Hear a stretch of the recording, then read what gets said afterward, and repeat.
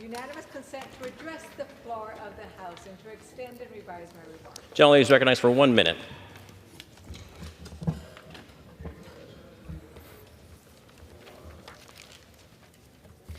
Recently, Speaker Johnson and most House Republicans co-sponsored a bill that could ban IVF nationwide and criminalize reproductive health care. The Alabama Supreme Court's anti-IVF ruling is consistent with these extreme attempts to steal women's freedom to decide when, how, and if to have a family. Trump and the MAGA extremists want a federal abortion ban. Packing the Supreme Court to overturn Roe v. Wade wasn't enough for them.